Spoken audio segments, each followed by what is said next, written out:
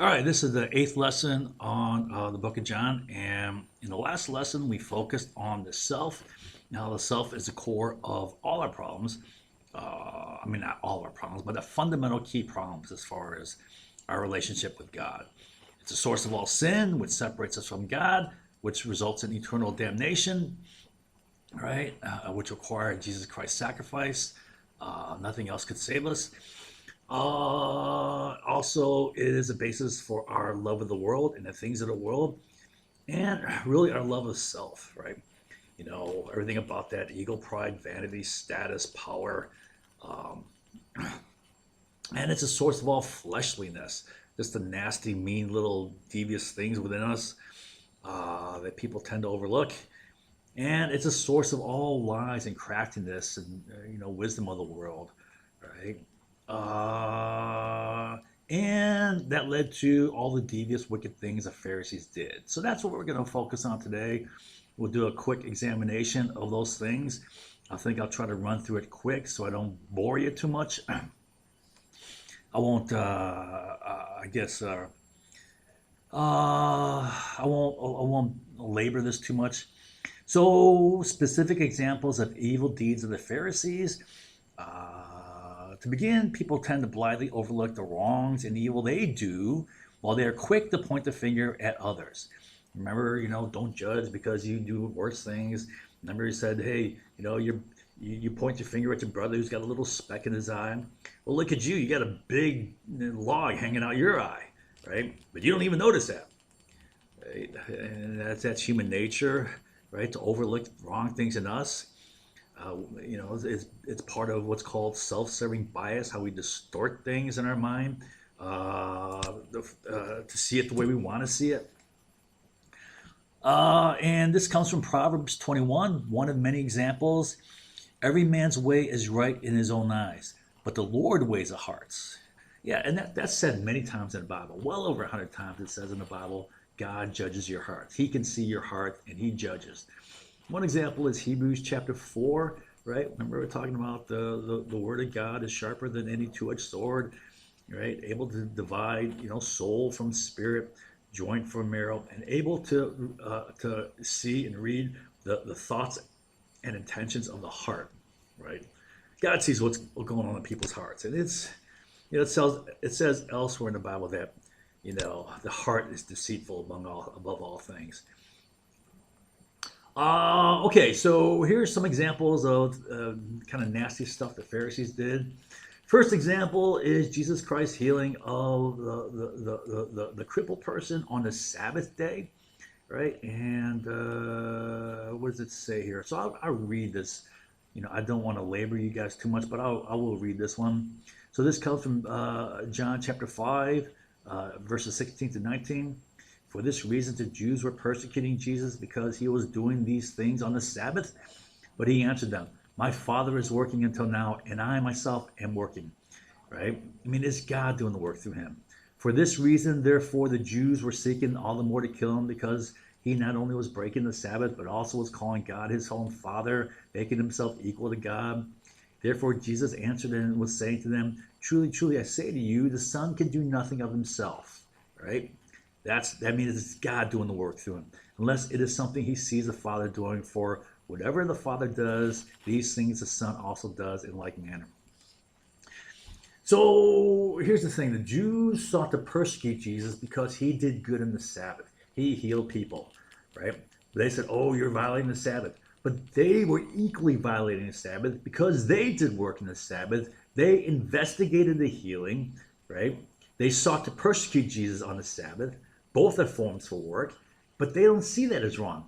They point the finger at Jesus, but what they do, their violation, oh, we're not violating. Well, yeah, they are, just as much. And Jesus did not violate the law because, and the thing about it is, Jesus really did not violate the law because it was not his works, it was God working through him, right? And this is called the eternal Sabbath, right?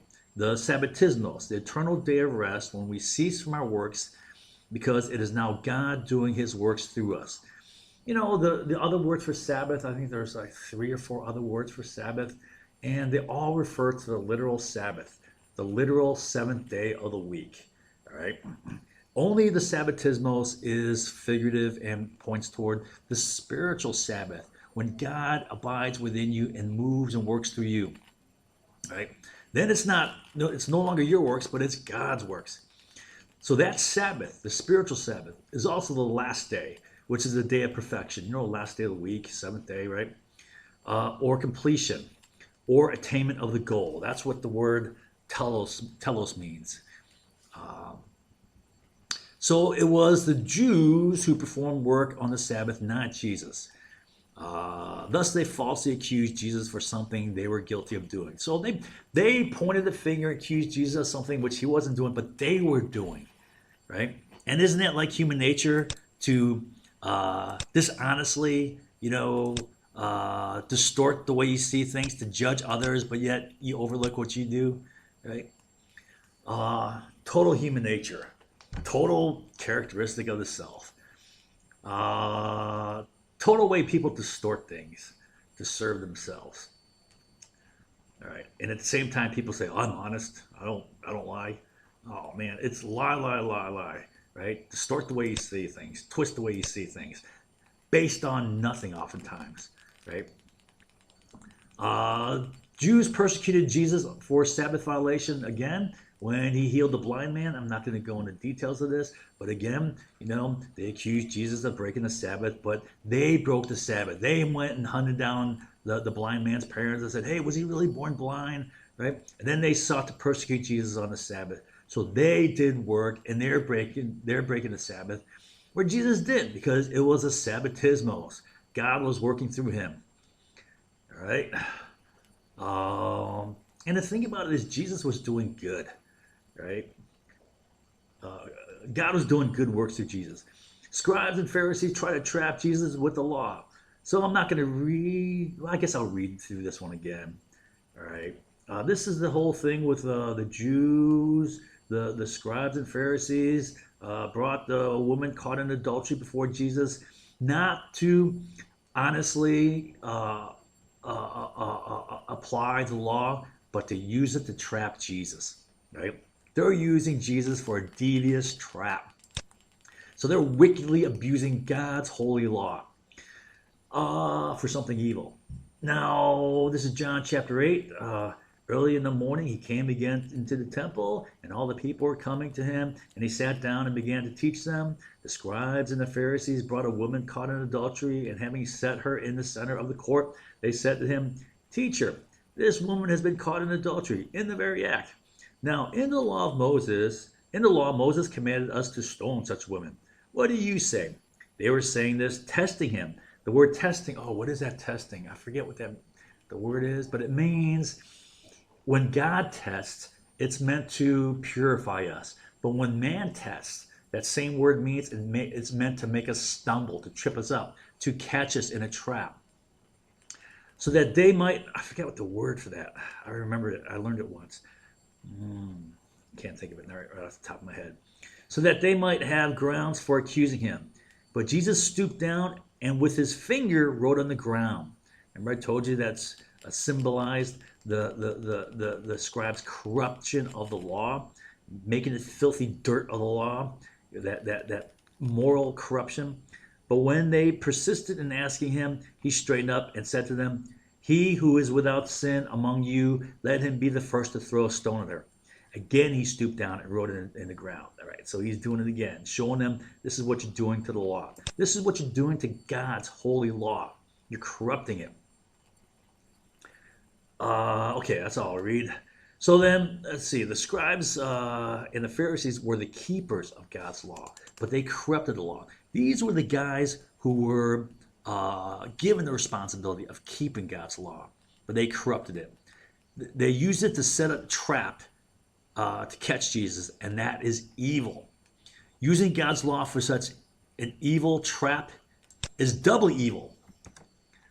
All right? They're corrupting God's law. Jesus signified the corruption of God's law by writing in the dirt. The scribes and Pharisees were the law keepers because they knew how to read and write. They understood written language. The scribes and Pharisees were not just the keepers of the law, they were the few literate who could write. and their primary document was the law. Right?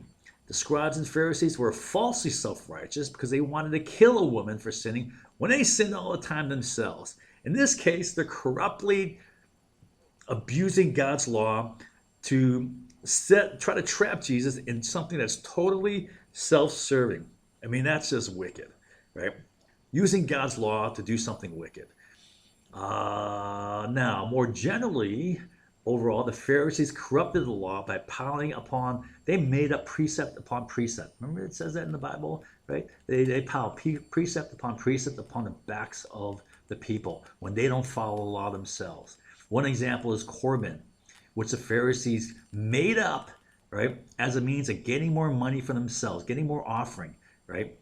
And to the neglect of parents, of people, right? Oh, you don't have to support your parents, right? If you promise, you can keep it yourself. You don't have to support your parents if you promise to donate to the church after you pass on. Now, so here's verse 7, 19. No Jews kept the law, right? That's what right. Did not, so Jesus, Jesus is saying, did not Moses give you the law, yet none of you carries out the law? Why do you seek to kill me? The Pharisees enforced the law, but they broke the law all the time. All right, so they're the ones who are entrusted to keeping law, but they break the law all the time. And this is what it says in Matthew. I'll skip to Matthew here. Therefore, therefore all that they tell you do and observe, but do not do according to their deeds. For they say things and do not do them. This is talking about the Pharisees, right?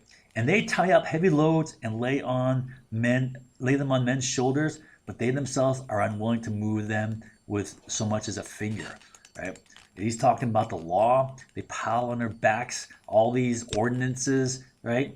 Making it difficult, making it, having to support the church and so forth, right? But yet they don't do jack themselves. With their control of the law, the scribes and Pharisees placed heavy burdens upon the people, but they didn't abide by the law themselves. And that's why Jesus called them hypocrites. So this is what they were all about. Right after Matthew 23, verse 3 and 4, you go to 5 through 7 here. But they do all their deeds to be noticed by men. All right, that's ego, pride, self, vanity, status. For they brought in their phylacteries and lengthened their tassels of their garments to look holy. Right? Those were symbols of holiness. And there's nothing holy about that. It's a piece of cloth. And they loved the place of honor at banquets and chief seats in the synagogues. Again, ego, pride, status. And respectful greetings in marketplaces and being called by men rabbi. Again, ego, pride, status, position.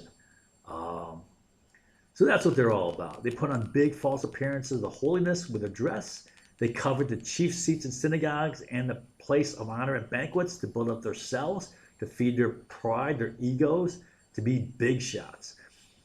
And they sought the respect for themselves. They sought respect from men, right? So you can think, well, are they really honoring God or are they honoring men? They weren't even honoring men. They wanted this for themselves. They were honoring themselves. They wanted the respect from men because that builds themselves up in their own mind. For they love the approval of men rather than the approval of God. That's what it says in John 12:43. It's like, Jeremiah says, cursed are you if you trust in men, right? Instead of God, right? Well, these guys are looking for approval from men and not from God, right? That's just lame. And that's typical. That's human nature, right? Because approval from men is all about yourself. It's all about your ego, pride, and sense of self-worth. All right, so some other examples of how the devious Jews try to trap Jesus. The Pharisees tried to corner Jesus in a no-win situation when they asked him if it was lawful to pay the poll tax. If you remember this is from Matthew also. This is a time when the Pharisees tried to trap him, knowing that if he said it is lawful, then the Jews will get all crazy mad at him. But then if they said it is unlawful, he knew the Romans going to throw him in jail, right? Because that's sedition, right? Not paying taxes, going against the government, right? Promoting that. That's promoting rebellion. So they try to put him in a corner where whatever he chooses is wrong. But Jesus was moved by the Holy Spirit, and he said, "Hey, give unto Caesar what is Caesar, give unto God what is God's." Right? The Sadducees, who do not believe in resurrection, they try to trap him. They come up with some crazy, goofy, impossible hypothetical thing where some woman is married to a guy, and then he dies, and then it's the responsibility of the brother to marry him. Then he dies, and then so forth. 7 times, 7 brothers she was married to, and they say, well, then whose husband, is her husband in the resurrection, right? Because the Sadducees didn't believe in the resurrection, right? Trying to trap Jesus that way. And that's another devious trap. All right. So here is an even worse trap, right? So Jesus, I'll just read you some highlights here. I won't read the whole thing. So Jesus raised Lazarus from the dead. I think most people know that, right? Now, what did the chief priests do? Well, they wanted to kill Lazarus. Jesus raised him from the dead, and they wanted to kill him again because it was making him look bad. It was making Jesus look good, and they said, "See, right? The world has gone after him because of this, right?" But the chief priest planned to put Lazarus to death also because on account of him, many of the Jews were going away and were believing in Jesus, right? So they're going after him, right? Oh, let's kill Lazarus again. Jesus raised him, but we'll kill him. that's how bad they were. It's an act of God, right? It's God's work. Here, we're gonna reverse God's work. God raised him from the dead. We'll kill him. These guys are bad. I'm sorry. That's over the top. All right. So here are a number of cases. I'm not going to read through all these, right? The Jews are hunting Jesus down, trying to look for an opportunity to kill him, right? John chapter 7, verse 1, they're seeking to kill him. John chapter 8, verse 39, Jesus said, hey, you seeking to kill me, right? Let's see, what did he say? But if you were Abraham, you would do the deeds of Abraham. But as it is, you are seeking to kill a man who has told you truth, which he heard from God, and Abraham did not do this. All right.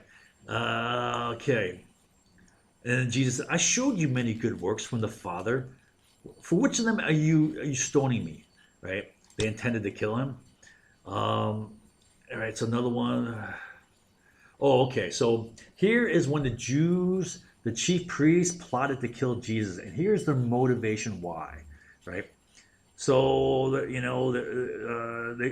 okay. They said, what are we doing? For this man is performing many signs. Those are miraculous signs, Semyon, right?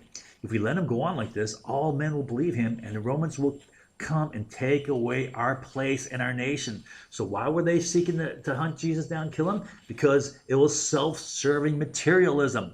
Their places, their position, their status, their income, their source of wealth, which comes off the back of the people through offerings.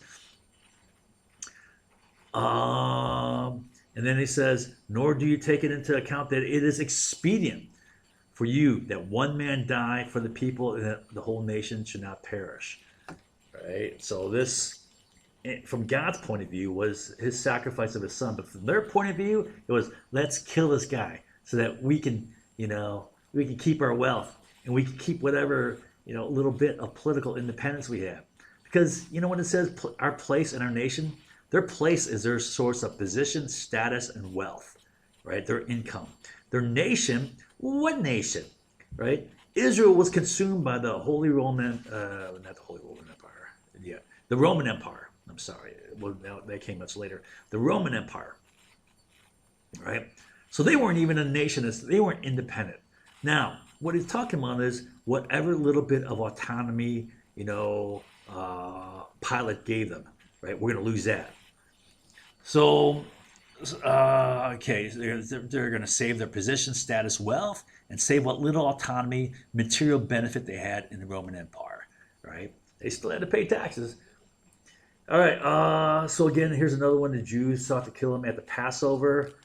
All right. So what I want to read you next is we'll go into kind of an in-depth analysis of how the Jews were so wicked in scheming and maneuvering to get the Romans to kill Jesus for them because they were cowardly scared, right? A number of times it says, well, two times I know it says they feared Jesus' followers, right? So they didn't want to kill Jesus themselves, right? They wanted him dead, but they wanted to get the Romans to do it, do their dirty work for them, so they don't get the blowback from that. All right, so Jews do tricky, devious things to get Romans to kill Jesus for them, and Pilate does devious things to save himself. Pilate's Pilate's worming and squirming and wiggling and finagling to get out of this, right? Right? Not because he wants to do what's right by Jesus, because he is desperate to protect himself. Remember, I told you how people are, self-protecting. They'll stomp all over, principle. They'll stomp all over right or wrong, right? Just to save themselves, right? That's human nature, right? People put self-preservation first, right? Getting wealth and whatever, you know, is about as high as that. All right. So I'll just read the whole thing. This is from, where is this from? This is from John chapter 18, 28 through 19. Okay, so it's 18 and 19. Big chunk here. All right. Then they led Jesus from Caiaphas, who was the Caiaphas was the high priest, right, into the praetorium. He was a Jewish high priest that year, and it was early, and they themselves did not enter into the praetorium, so that they would not be defiled, but might eat the Passover. That's so pathetic. They're doing something so wicked, and they think they're not defiling themselves by not entering physically when they're doing something so wicked that they're defiling themselves, morally and spiritually. Therefore, Pilate went out to them and said, "What accusation do you bring against this man?" They answered and said to him, "If this man were not an evildoer, we would not have delivered him to you." So Pilate said to them, "Take him yourself and judge him according to your law." The Jews said to him, "We are not permitted to put anyone to death, to fulfill the word of Jesus which he spoke, signifying by what kind of death he was about to die."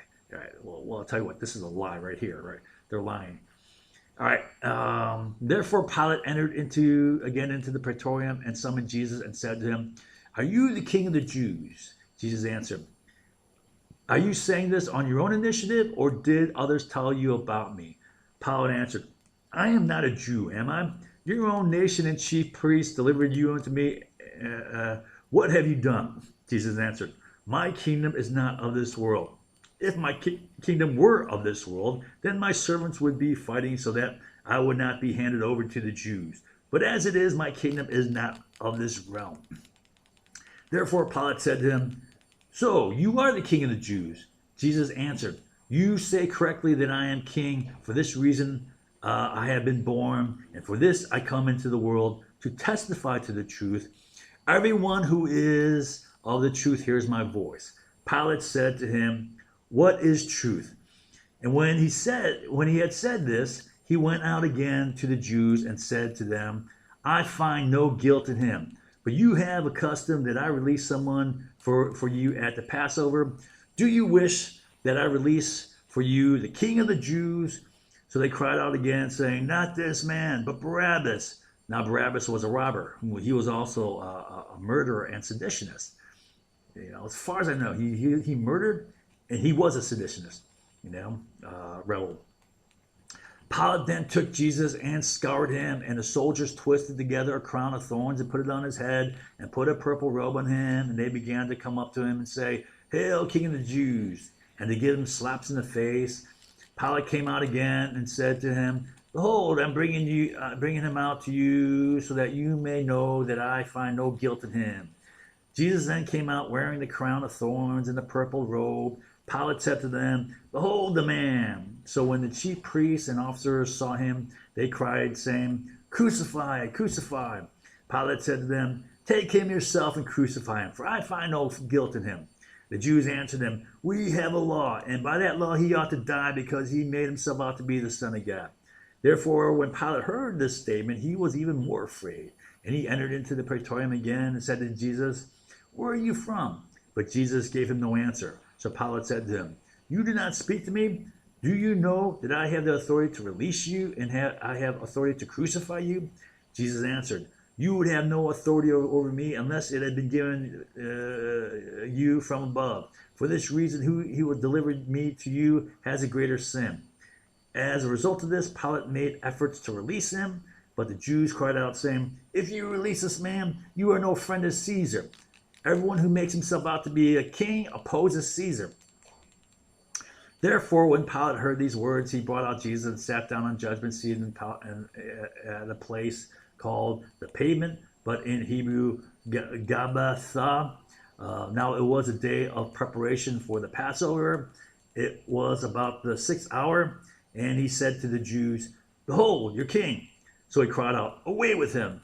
Away with him! Crucify him!" Pilate said to them, "Shall I crucify your king?" The chief priests answered, "We have no king but Caesar." Ooh, wow. That's pretty lame. So this is a discussion of it. Now, my discussion here below is a discussion of a compilation of elements from Matthew, Mark, Luke, and John, right? Because John doesn't have all the elements. For example, one example is he doesn't mention that Pilate tried to wash his hands of this and pass the buck up to Herod Antipas, right? You judge him, right? He's trying to get out of it, right? Try to worm his way out of it. So I added, all the elements that are contained in all the Gospels. All right, so let's take a look at what's going on here. So this is an analysis of Jesus's trial, right? How the Jews basically tried to do some wormy, devious things by killing Jesus, right? But getting the Romans to kill him so that they weren't, put at threat. Because they feared Jesus' followers. On 2 occasions, they feared a riot by Jesus' followers, and they tried to kill him. So the Jewish leaders wanted to kill Jesus because he threatened their position, status, wealth. I mean, that's bad enough itself. And their nation, which probably meant whatever limited autonomy they had within the Roman Empire, right? Because they weren't a nation of themselves. They were just a province within the Roman Empire. All right, so they're worried about their material well-being, right? Not a spiritual principle, not any spiritual or any moral principle, right? However, the Jewish leaders feared Jesus' followers. That's Matthew 21, verse 46, and Matthew 26, verse 5. You can look them up. And because they were evil cowards, they sought to get the Romans to kill Jesus for them. So they want him dead, but they were too afraid of Jesus' followers. So, all right, let's go get the Romans to do it. Right? They're just being little sneaky worms. Thus, they brought Jesus before Pilate with the accusation of disturber of the peace. Apparently, they figured this will be enough leverage because Pilate was already in hot water with Caesar after 3 prior Jewish disturbances of the peace. Right? So I can see why they thought this would work. Right? Because you don't need a civil disturbance like a riot or protests, whatever. Right? For example, there were 3 of them. One, when Pilate posted Roman standards in the temple, which the Jews, thought was holy, even though they sold crap in there. Then there was another one when Pilate decorated the palace with shields bearing Roman gods, which was, abomination to the Jews. And then when Pilate took temple money, right, which is like, man, this is their money. This is our scam, right? This is our wealth. That's what the Pharisees are thinking.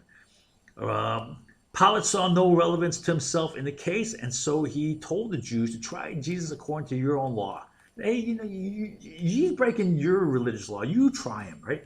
It has nothing to do with me or the Roman Empire. The Jews responded, "We are not permitted to put anyone to death." Well, you know what? This is a bald-faced lie, because right in the Bible, in Leviticus 24:16, punishable by death, and they mentioned punishment by death when they mentioned the stoning, right, for the women, right? But it says, for this specific act, for blasphemy, right? Let's see. This is a lie because the Jews charged Jesus with blasphemy against God, which is punishable by death according to Leviticus 24:16, right? So there's other laws, right, for whatever, being unfaithful to your spouse, you can be stoned, whatever, right? But also for blasphemy, which they accuse Jesus of. Blasphemy against God, saying he is the Son of God. God is his Father. Plus, they're going to stone the adulterous woman. Oh, yeah, I mentioned that. The real reason was fear of Jesus' followers, right? So they're lying their butts off here. Oh, we are not permitted to put him in death. And you'll see they go back in this. They later lie again and say, okay, you got to, our law says he should die. So now later on, when they get the leverage over, Pilate, they want to make sure he kills him. Right? Our law says he should die. Pilate still refused to try Jesus, so the Jews tried a new angle to leverage Pilate, portraying Jesus as a threat to the Roman political authority, falsely claiming Jesus had said he was king of the Jews.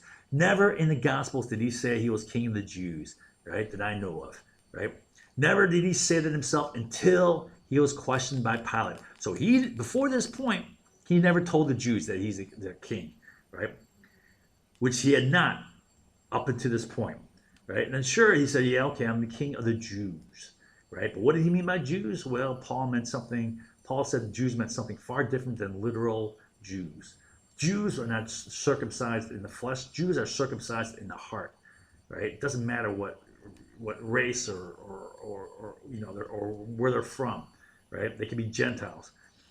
But when questioned by Pilate, Jesus acknowledged he was king of the Jews. However, he said his kingdom is not of this world. All right. So Pilate was in a tight spot. One, not punishing Jesus would potentially incite a Jewish uprising, right? So he feared the Jews from making a disturbance. Remember, he's worried about disturbance, right? So they can make a disturbance if he doesn't, go as he wishes. And then punishing Jesus would incite, a disturbance by his followers, right? So what is like damned if you do, damned if you don't. And if therefore there was an uprising or a disturbance of any sort, he faced punishment from Caesar. This is what Pilate really feared. Retribution, punishment by Caesar, losing his position, or even worse, who knows, being jailed, imprisoned, or, I don't know what, and finally, Pilate feared Jesus might be the Son of God, right? So he actually thought, wait a minute, maybe there's something to it, especially after his wife's dream and her warning not to harm Jesus, right? She came to him and said, it's a bad dream, man. Don't harm this man, right? Because of this tight spot, Pilate tried to pass the buck by sending Jesus to Herod Antipas, because Jesus was from was a Galilean, and Galilee was within Herod's jurisdiction. All right, so this was some autonomy, Jewish autonomy up there and up north, away from the central, populous centers in Jerusalem. Herod refused to try Jesus, passing the buck back to Pilate right away. He said, "This is a hot potato, man. I'm not touching this." Right? So he passed it back to Pilate. Pilate then tried to pass the buck on to the Jews, making it their decision to punish Jesus by employing the custom of the Roman governor. It's just a custom that was developed over the years, granting a pardon to one Jew on Passover. So Pilate tried to put it in put the choice in their hands, giving them the option to free Jesus or Barabbas, who was a thief. So if they said free Barabbas, right, and not Jesus, well, that's their choice. So Pilate thinks he's going to avoid any blowback from this by doing this. Who was a thief, insurrectionist, and murderer. So Barabbas was bad. He was a thief, insurrectionist, and murderer. The Jews clamored for the release of the criminal Barabbas. They wanted a criminal release, not Jesus, right? Having placed the responsibility in the Jews' hand, Pilate then said, "I wash my hands of this." You see, that's what he's trying to do. He's trying to, get it out of his hands, right? Now, it's not for his conscience, but because he's afraid of blowback, right? He's afraid of a disturbance, uprising, even rebellion by Jesus' followers. But imprisonment for Jesus was not good enough for the Jews, so they went back on their previous lie. Remember how they said, "Oh, our law does not permit us to kill." And now they asserted that according to the law, Jesus should be killed, stoned for claiming to be the Son of God. Blasphemy. So that's what they claim. I don't think they claimed it here in John, but did they claim it in John? Oh, well, it's in one of the Gospels. So they went back and they said, "Oh, our law says, now that they have the little, a little foot in the door, they say, oh, now, it's by law he should be killed." All right, where are we at here? So they're going back, and they said he's got to be killed, stoned. Upon hearing this, and after his wife's dream, this made Pilate more afraid, claiming to be the Son of God. Yeah, and he sought to release Jesus. The Jews counter moved with the leverage of political threat to Pilate, clamoring, "If you release this man, you are no friend of Caesar." So this is the ultimate trump card here, right? Holding Caesar over their head. Everyone who makes himself out to be king opposes Caesar. So this is a threat to the Roman Empire, a threat to Caesar, which means, they're making this out to be a threat to Pilate's, political survival. The Jews were angling to leverage Pilate by hanging the threat of Caesar over his head, somewhat like a sword of Damocles, right? If you know the story of the sword of Damocles about political authority, right, being a two-edged sword.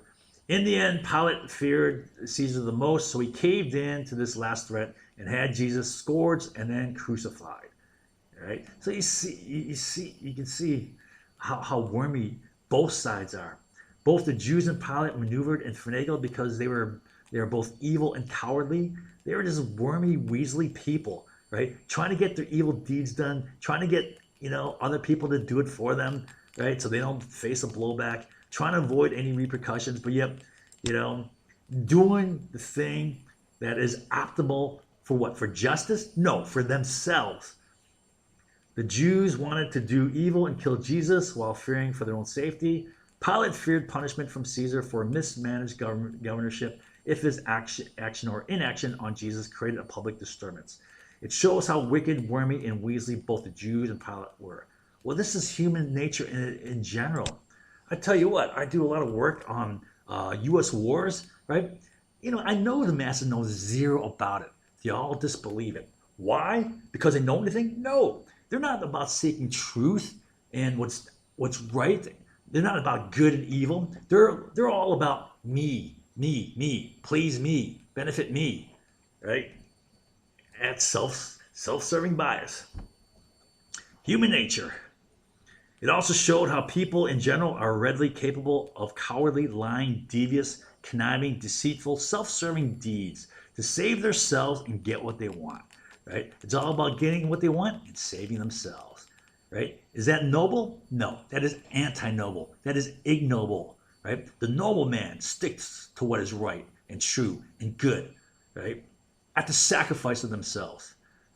The coward seeks only what benefits themselves. And you know what they do? They'll twist it to make themselves believe that they're doing what's right.